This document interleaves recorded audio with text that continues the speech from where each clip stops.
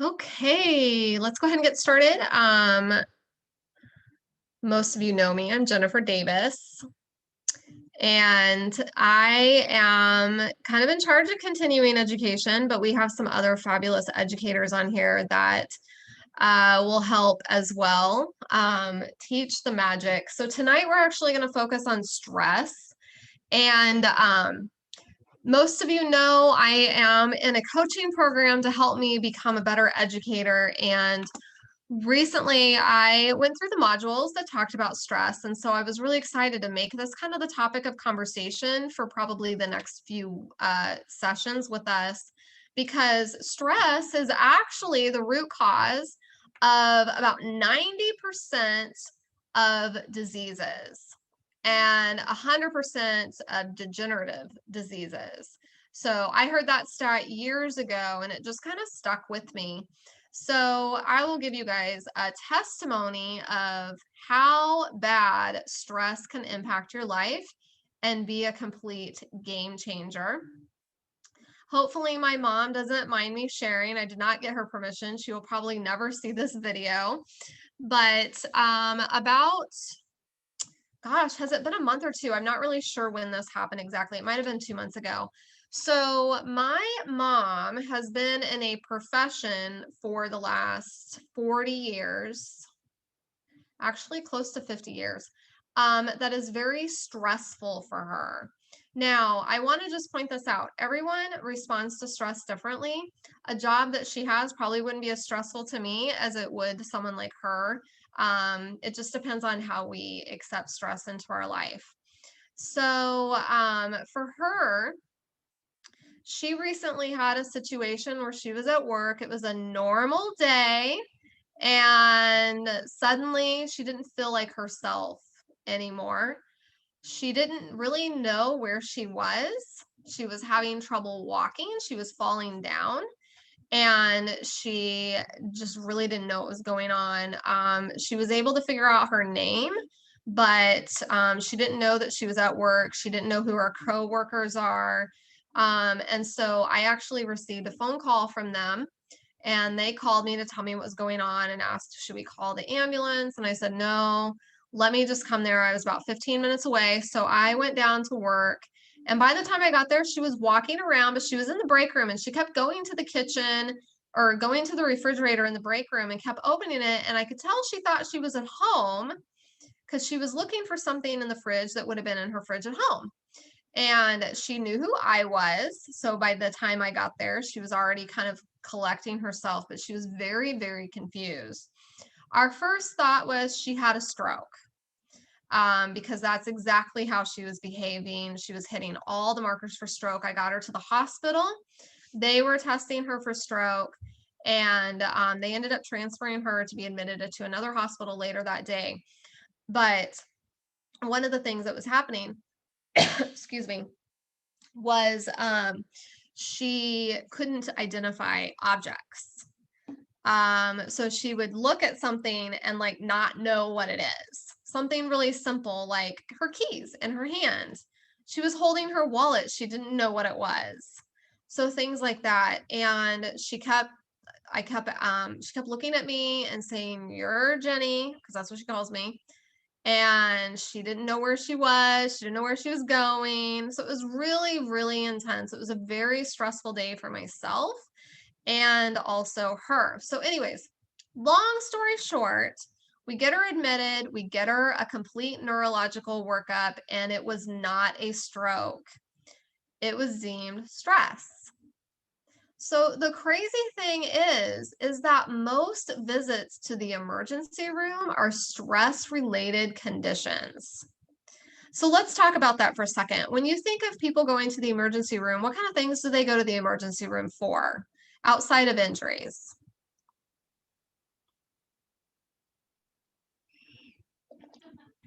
Fevers. Fevers? Flu. Say that again, Kathy. Your flu, sickness, something like that. Okay. Heart attacks. Heart attacks. How about pain? I've been to the emergency room because I had a situation where I couldn't walk. I was a teenager. Turned out it was sciatic nerve damage.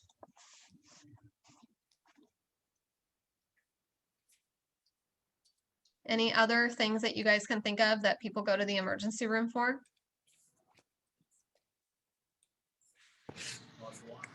Allergic reactions.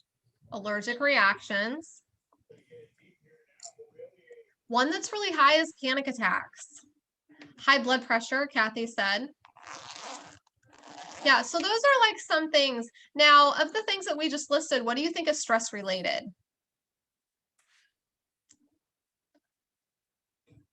High blood pressure, heart attack symptoms, Digestive issues. digestive issues, which we're going to focus on tonight. So those are all your stress related conditions.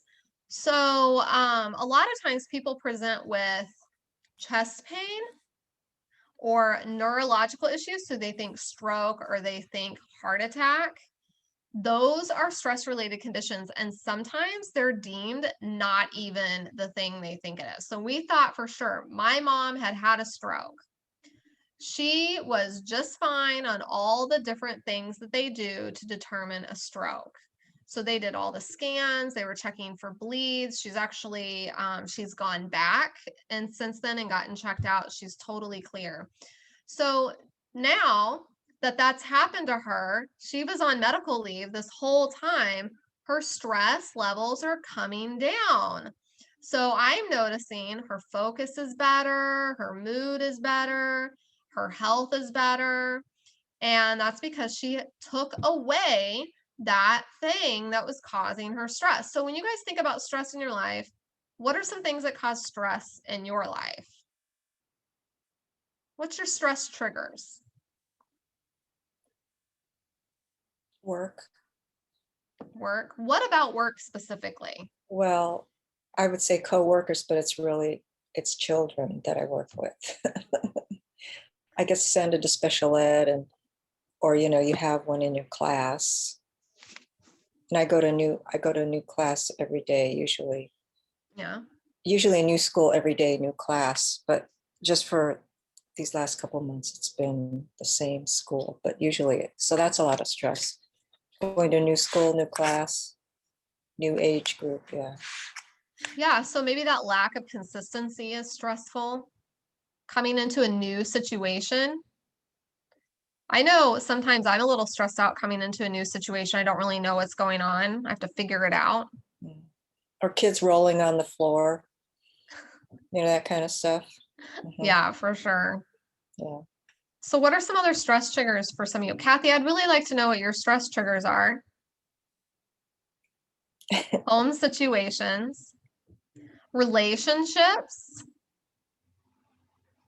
Yeah. the dynamic between family members. Who gets stressed out by deadlines? Okay, who gets stressed out by not having a deadline and you just never get the stuff done?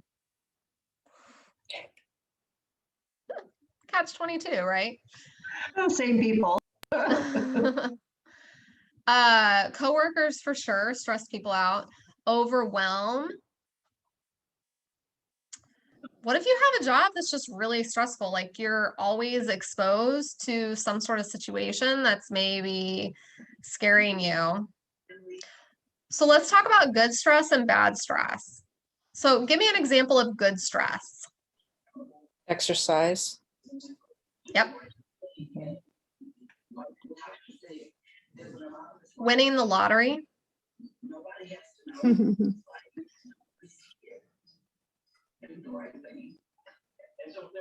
Exercise is a really good example of good stress. That's probably the best one that I can think of. So here's the thing. Before we go on to the next thing, I had you guys get some peppermints. So let's do a quick peppermint pick-me-up. Do you guys know what the peppermint pick-me-up is? I've done this before. We put a drop of peppermint in our hands. Rub our hands together.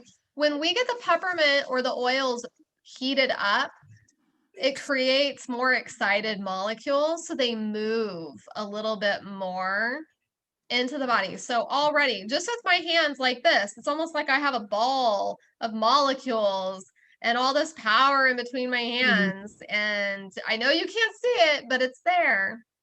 So what I want you to do is put one hand like this so you got a hole in there. Set it on your other hand and breathe it in through your mouth.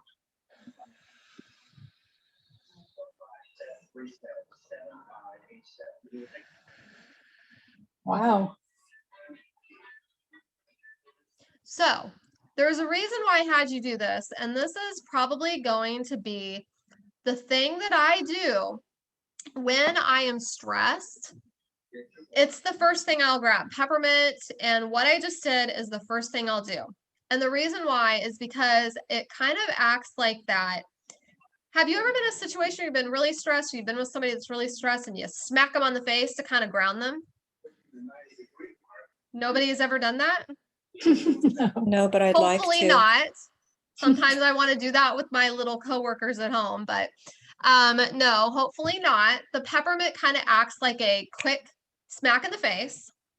It takes the brain from like crazy town to all of a sudden like something's different, because that peppermint, we're breathing it in down to our lungs, but it's also getting up to our limbic system. We talked about mood last time and how important aromatherapy is to the brain because of how it passes through the limbic system and it sends all these signals, because we got all these little like dangly hairy nerves hanging down in the sinus cavity. And so those are taking up and they're connected to different parts of our body.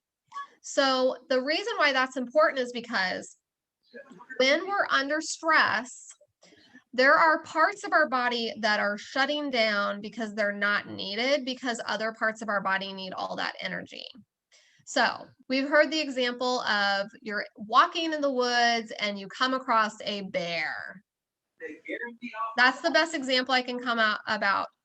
The parts of our body that kick in is our fight and flight response.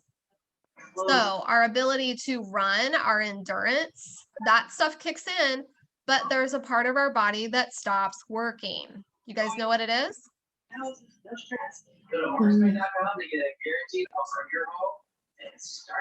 Patty, I'm going to mute you because your TV is on, I think. Is it our rational thinking? That's one thing. So cognitive. Our frontal lobe? Like, I don't know. Does blood go That's like actually a really good answer, but it's not the one I'm looking for, but it's not wrong. Digestion? Digestion. So let's make a connection here. Who's trying to lose weight?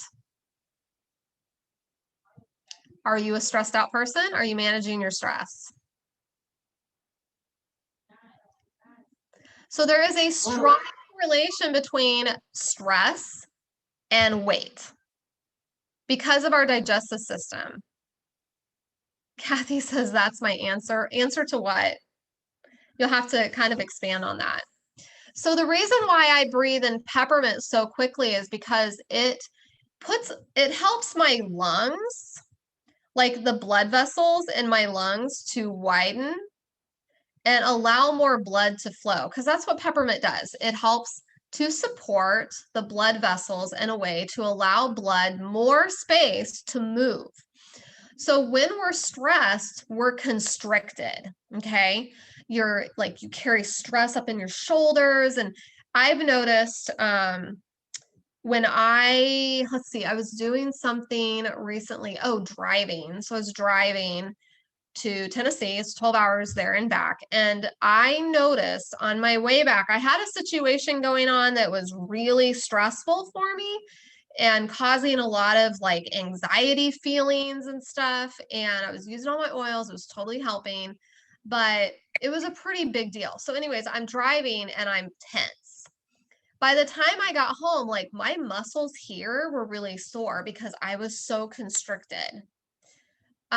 So that's kind of what's happening. If that's what your body is doing, that's what your insides are doing. And so your lungs, in order for the parts of your body to like work really effectively, you need oxygen. Your brain needs oxygen. So to connect it to what Nicole just said about irrational thinking, That is what's going to help snap everything, ground everything, give you that smack on the face that you need to get. So you're like grounded really fast. You're breathing, your brain is functioning again so that you can do what you need to do. Okay.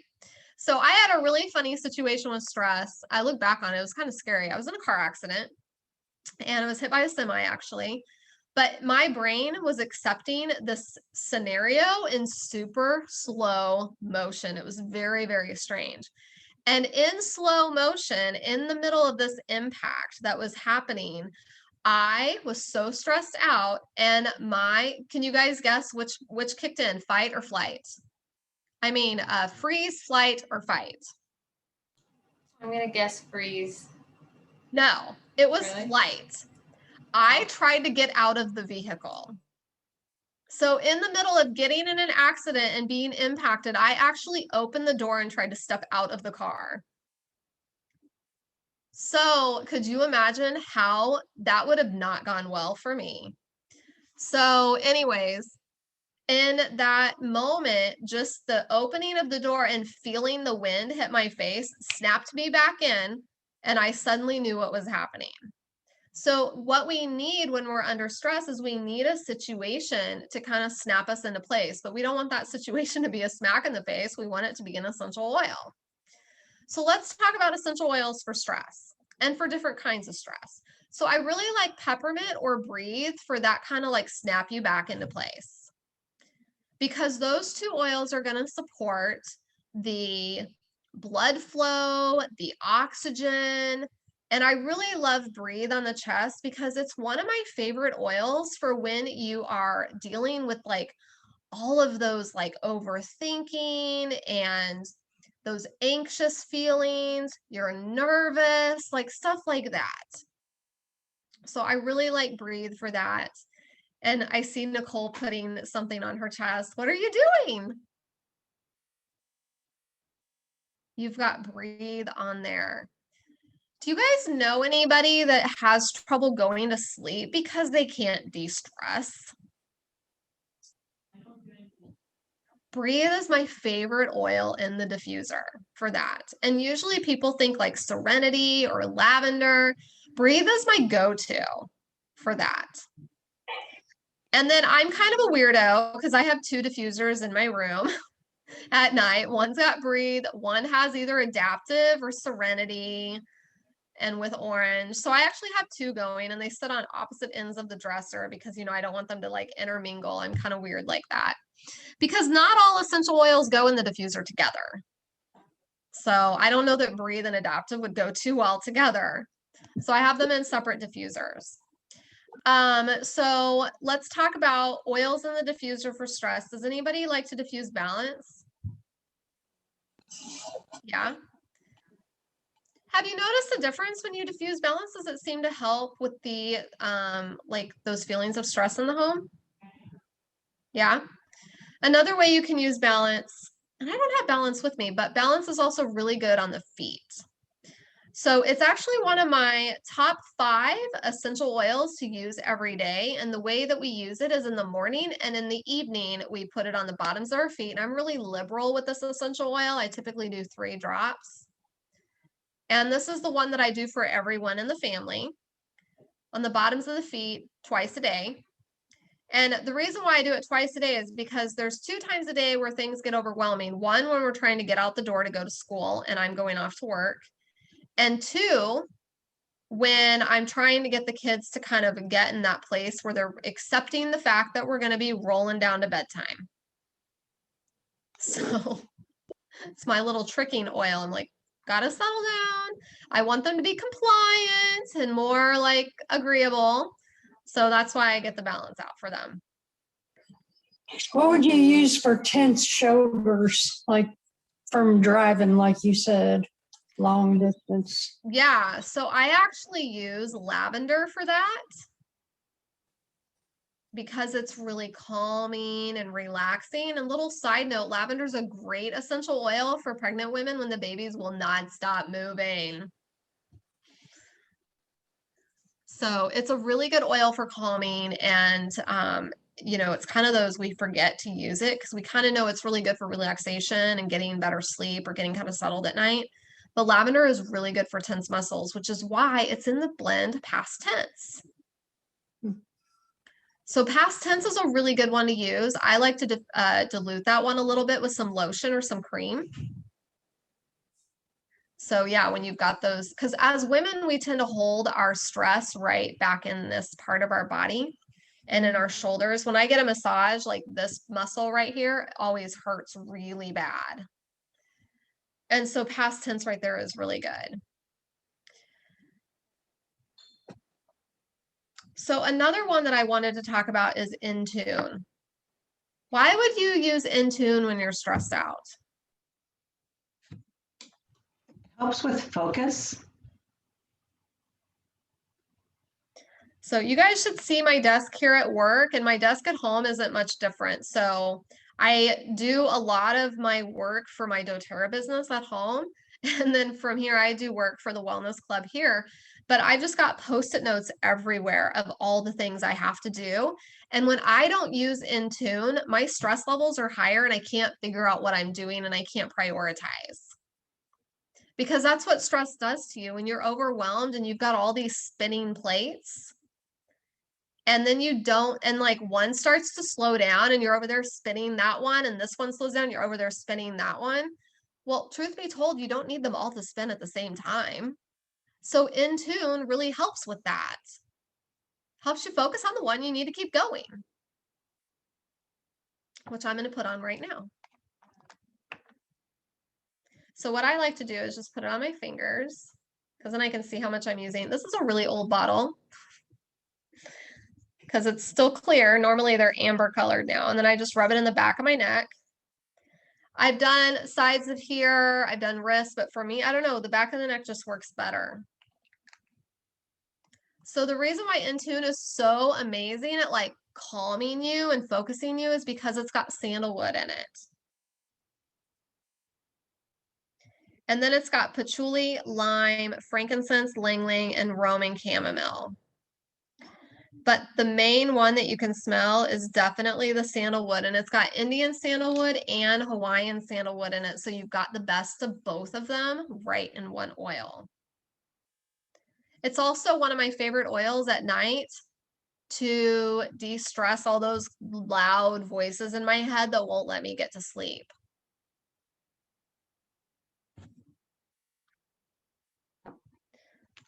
So we talked about balance, we talked about breathe, we talked about peppermint.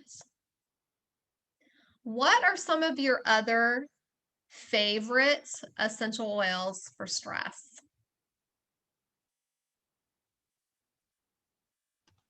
Adaptive.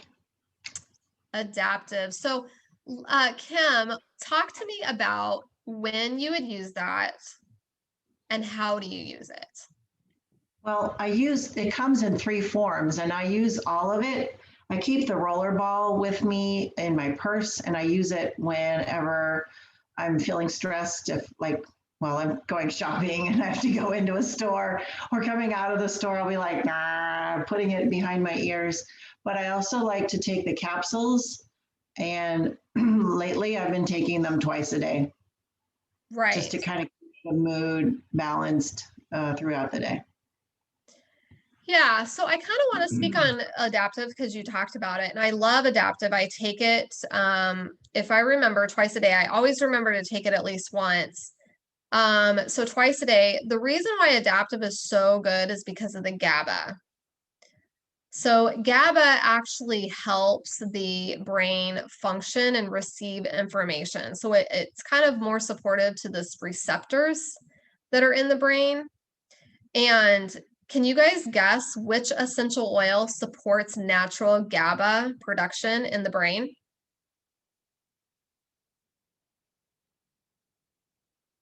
It's our favorite brain oil. Frankincense.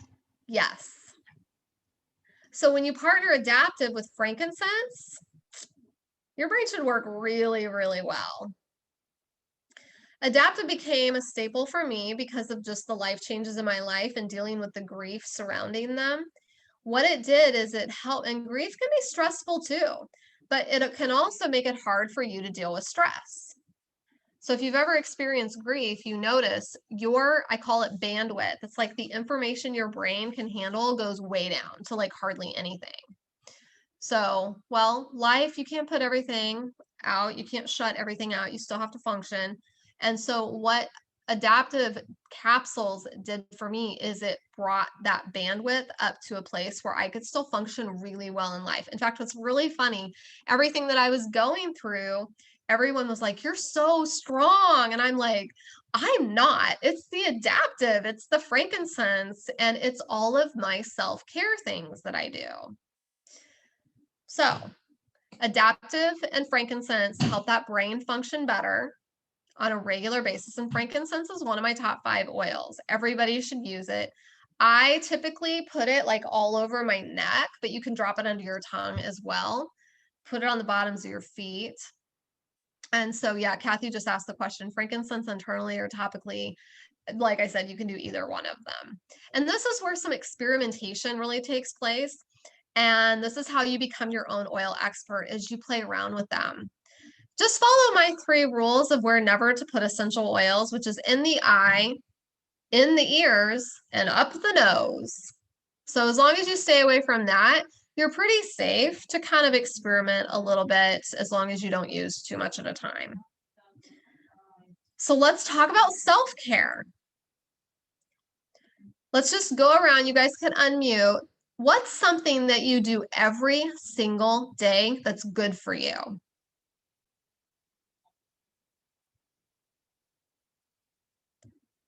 I'm committed to this blue thing right here. And I'm actually doing okay. I'm at 7 o'clock right now. So it's 7:30. I have one. Kimberly? I do every single day faithfully. I take my lifelong vitality morning and evening. Yep, that was my self-care commitment in March, and that got me back in my routine of taking that every day. And then in April, I did a new thing, and now we're in May, and now it's water. So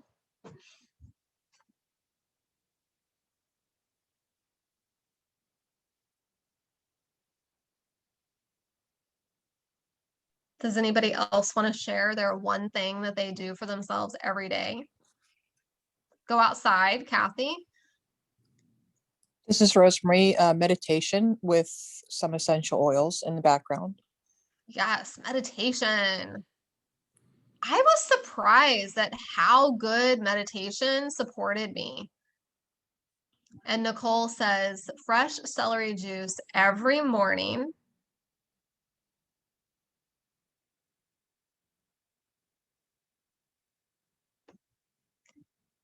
Anyone else want to share? What's something that you want to start doing for yourself that's good?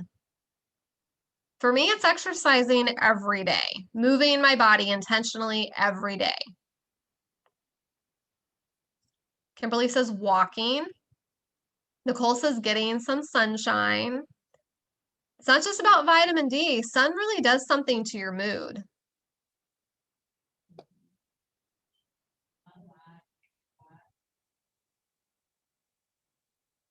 Does anybody like to read or journal? I need to be journaling. It's one of those Yeah. things on my to-do list that is like, it's always at the bottom of the list. So I'll give you a fun little tip about journaling. Is what I do is everything is handwritten. You never want to type it.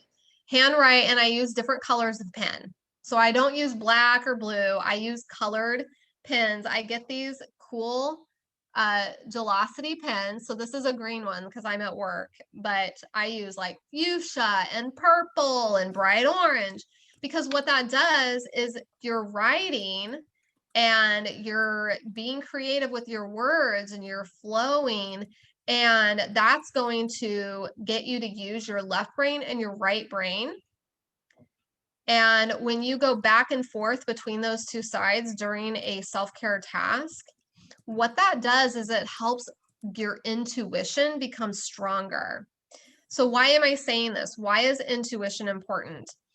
Intuition allows you to look at a circumstance and know how you need to change your behaviors to help support you in a positive way in that circumstance, or with that person, or with that thing that you're not sure if you're supposed to be doing. When we develop our intuition through our self-care activities, then we notice our stress levels come down because we're always feeling like we're walking congruently every single day in the things that we want to be doing. So we don't overthink. We don't wonder, oh my gosh, are we making the right choice? We're not second guessing ourselves. So it's really important for us to be doing that. And fun fact, women have more flesh in between those two parts. It's called the corpus callosum. We have 75% more flesh than men. That's why women have better intuition. Because when we receive information from the world, our brain is processing it back and forth a lot faster. Unfortunately, past experiences and traumas impact our ability to process it logically. So that's where journaling comes in. That's where doing art comes in. That's where gardening comes in. It's doing things that are logic-based and lists and task-oriented, as well as creative. So what essential oil supports that? We haven't talked about it in a while. It's a citrus blend.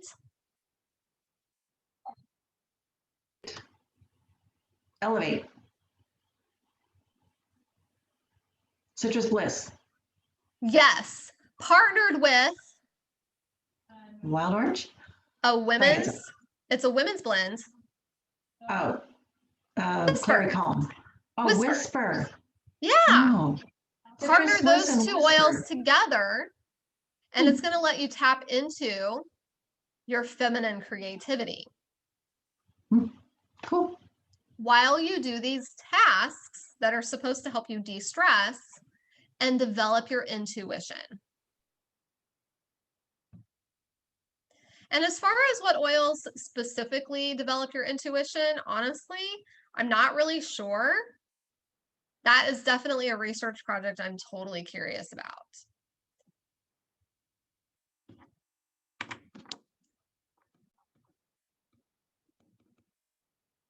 What was that again? Which oils for you're going to research what? I'm really, because Nicole asked a question in the chat, what oil supports intuition? Hmm. And honestly, I kind of wonder if it's like depending on the thing that you're trying to be intuitive about, because immediately I'm like, well, Roman chamomile is for spiritual purpose. But I mean, that just depends. Are you trying to be intuitive about God's plan in your life?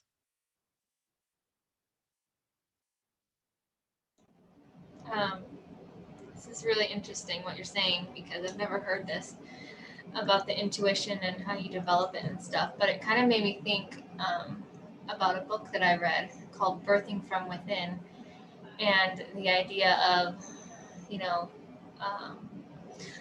like expectant moms preparing for birth and labor, and how, you know, you always hear mother's intuition is something, you know, women are more discerning usually than men. We're stronger in that discernment too, I think, is maybe goes along with that.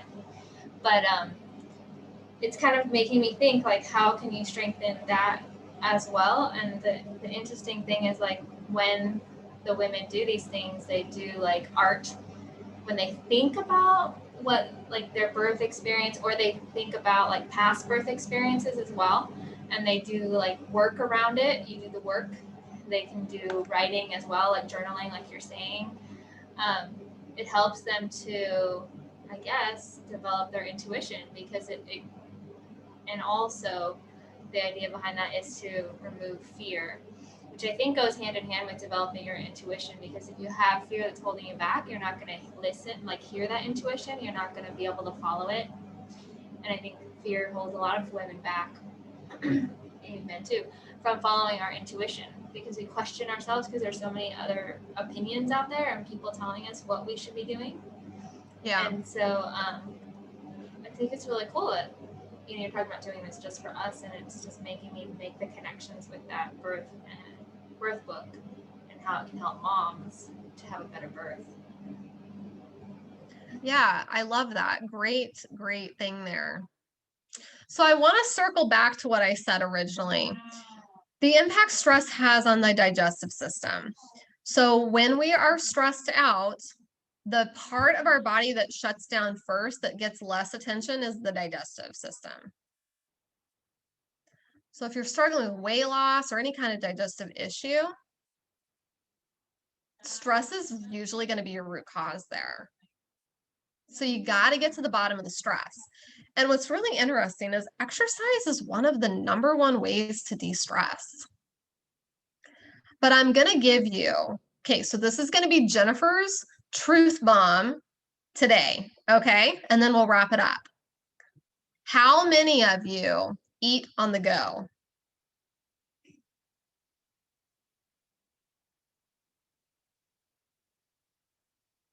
So when you eat a meal, you should be sitting down at a table, taking a break, shutting things off, and focus on your food. Because when you don't do that, what you're telling your brain is that you are stressed out because you're not slowing down to eat. Because I made the mistake, I eat in the car on the way to work. And when I'm at work, I eat while I'm working. It's really important for you to stop and be mindful while you're eating and focus on the meal. Because then when you do that, your digestive system functions. So we talk about taking a lifelong vitality and Digestin and Terrazyme to support our digestive system. But the most effective thing that you can do is stop, take a break, and be mindful when you're eating. Enjoy it. Taste the flavors, the textures. Feel how good it feels to be eating. And then your digestive system will function in the way it's supposed to be. Your body will absorb the nutrition, and you'll feel better. So that's my truth bomb for today, because it's one thing that you can do to change, to push the needle forward. So now what I do is I don't eat in the car. I spend that time doing other self-care things like praise and worship or listening to a favorite podcast. I like praise and worship because then I get to sing along and really jam it out.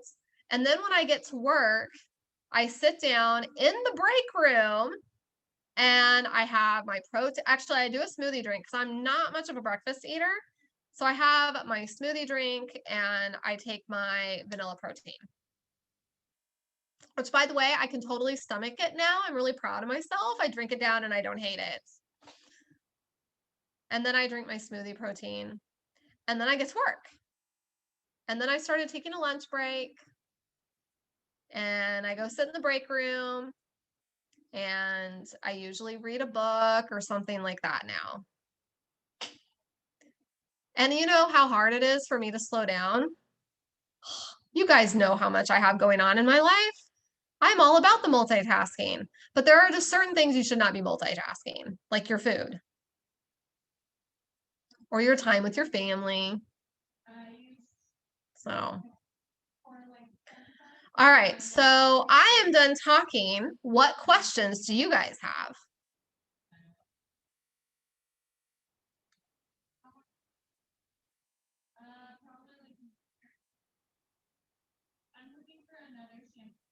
Is it only about stress related stuff? No, if you want to ask other questions, we've got time.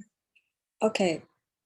I have brown eyes, but as I've aged, I've gotten that, that stuff around, and I looked it up and it said it has something to do with hardened cholesterol or something.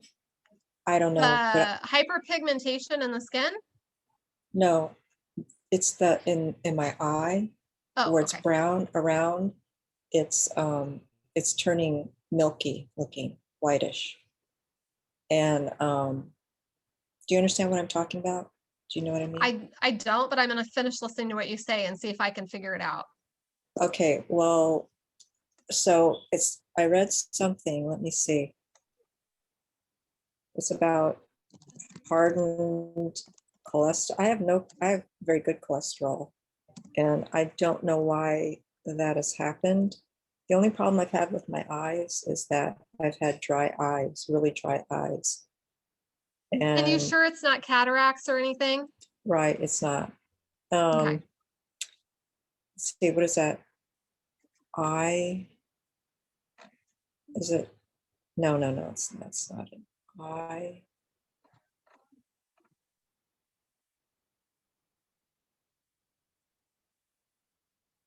Whitening of.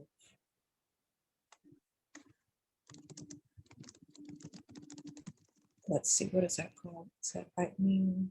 Let's see. Yeah, no, I've had that, and I've had my eyes checked before, and they never. Corneal arcus. Let's see. So what I would do, because I am not very good with diagnoses, Uh-huh. and I would have to look, actually I can look really quick. The recommendation that I'd have is go see an ophthalmologist Okay. and get an actual diagnosis. And then we can see what essential oils would support that. So right away, the first thing I'm kind of wondering is, what about Immortelle around the eyes? I've heard really cool things about eye health and Immortelle when people use it around the eyes for fine lines. Okay. So I'm going to really quick look on my, oh, you know what? The app has to download. I might not be able to use it. Oh, it's going really fast. Hang on. Okay. So I have the Modern Essentials book on my phone. So I'm just going to look up eyes really quick. So obviously you guys can see I don't know everything. Sometimes I have to look at a book, and the books are totally available to everyone else. Okay, so oils for eyes, lemongrass, sandalwood, cypress. So lemongrass and cypress are actually the top recommendations. What is it? Lemongrass and cypress. What does it do for your eyes? You know, it actually doesn't say. Hang on, I'm looking. I'm looking at this thing. It says corneal arcus. And that's, okay, let me see. So there's not going to be an see? essential oil recommendation for a specific eye condition unless it's something like cataracts or, you know, iris inflammation or macular degeneration. Can you see that? It says the ring Mhm. around your corneas. Okay. But I would be kind of curious about cypress. And so when you're putting oils for the eyes, you're going to put it on the eye socket. And the reason why I was kind of wondering about cypress is because it doesn't have a lot of sensation. Eye socket up here, the bone. Yeah, you go around the eye where the eye socket is. And then I Okay. would just be kind of curious about frankincense. Kind of like when we don't know what oil to use, let's use frankincense. And what about cataracts? Because I have the very beginning stages of it. So the oils for cataracts are going to be clove and lavender. And so what most people do is they start with lavender. However, the protocol that the book has is it says combine 8 drops of lemongrass, 6 drops of cypress, 3 drops of eucalyptus, and apply around the eye area 2 times a day. Do not get the oils in your eyes. So I just want to be mindful because I realize we're using disease names. Essential oils are not going to fix the problem. All it's Right. going to do is Yeah. support whatever needs to happen in that part of the body to assist it in recovery process. Can you send me that? Kimberly, do you have access to the app where you can screenshot it and send it to her? I don't have Patty's contact info, but I can find you on Facebook, right? Mm-hmm. Oh, Okay. I'm sorry. I thought Patty was your connection. Nope, I have Rose and Pam here tonight. I'm sorry. No Patty, problem. who do you belong to? Kathy. Okay, I made the wrong connection. Kathy, do you think you can send her that information? Thank you. Okay. Can't keep y'all straight. Okay. So if you're wondering the tool that I use, it's an app called ME Plus. So it's the Modern Essential Book. Oh man, you can't even see that. Yeah, you can't even see it. It's too bright on here. Anyways, so it's an app and it's basically the Modern Essential Book. You can search essential oils and their uses, blends, and you can type in things that are wrong and see what essential oils are recommended. So I like that tool. It does cost something. But it's the same price as ordering the book every year because it updates. The book updates every year, new research, new oils. Okay, I think we're done. I'm going to go ahead and stop this recording.